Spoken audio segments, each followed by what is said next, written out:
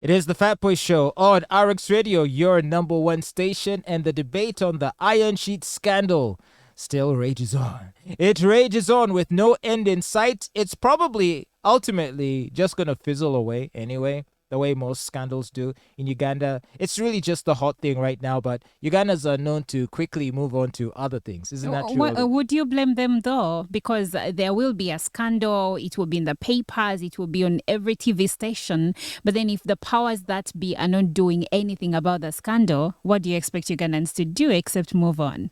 Well, the issue has been escalated all the way up to the president, who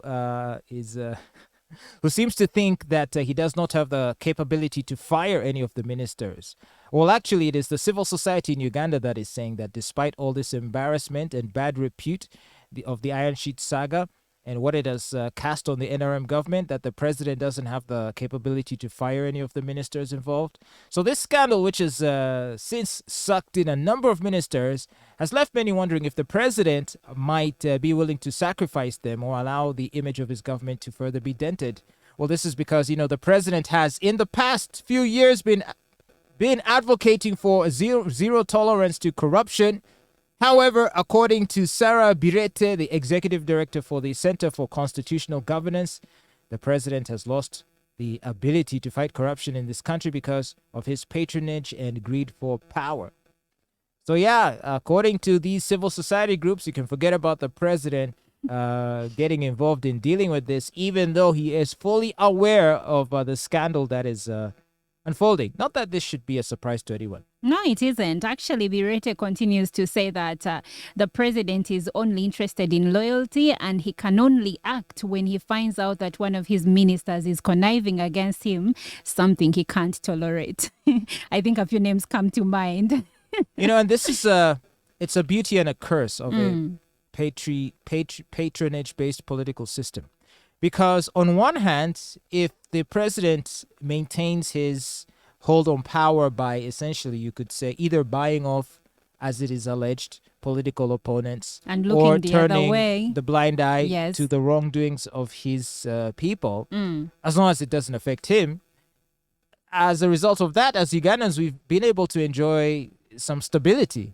There's not been much in the way of political upheaval, which could easily happen if the president was more aggressive in pursuing those who may find to be doing wrong things. It's a catch-22. His aggression comes in allegedly buying them off. If he's not buying them off, he's not pleasing them, then they can, be more aggressive towards him. So it's not that he's not being aggressive. If we are to go by the reports in the newspapers and the scandals that we've seen over time where opposition, members are said to have been bought off, then you can't say that he is aggressive, but so in a subtle manner. So, for example, what if Obote in 1980, after being declared the winner of the election, said, "Oh, young man there, Iria Kategaya, first come, you're Museveni's friend, right? Let's have a conversation. Eli Tumine, come we talk. Salim Saleh, come for lunch. Fred Wijema, Paul Kagame, please, let's meet. Let's talk about Let's talk about this. I hear there are some issues. Let's discuss." And, they aired their grievances and he said, "You don't worry." And he gave each of them sacks of money. Don't you think the Bush War would have been averted? No, the Bush War couldn't be averted at the time because, first of all, Uganda had gone through a lot of upheaval from the time of independence to the time of those elections in 1985, right? Yes, but 1980, sorry. My point being, because the leaders up until Museveni didn't understand that the easiest way to deal with opponents is to bring them on your side. Politics as we know it today is not what it was back in the day. First of all, the president himself at the time was around 40, 45, and his comrades were in between the ages of 30 and still 45. These were young men, well-educated, exposed and militarily trained. So you couldn't just give them money. They wanted more. There was a wind of change across Africa, and most governments Trust were me. being ousted. Trust me, any wind of change can No, be interrupted which country do you with a know sack at of the money. time where people were bought off? Most of the leaders that we have today that are holding on to power were those people You back don't in think, the day that excuse couldn't me, be bought you off. don't think they say that about NUP?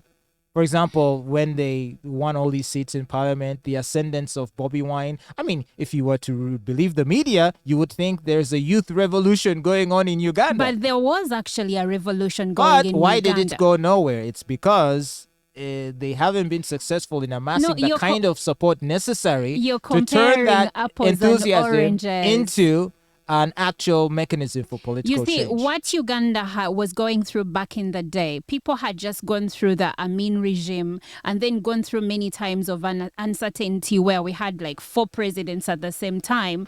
And then we had the votes rigged in 1980s. So Ugandans were thirsty for change, and they had these young men that were promising to be better.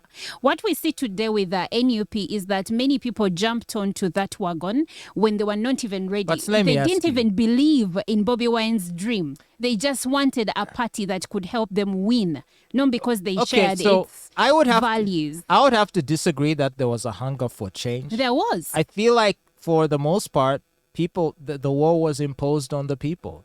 I feel like people, I don't think people had very strong feelings about President Obote.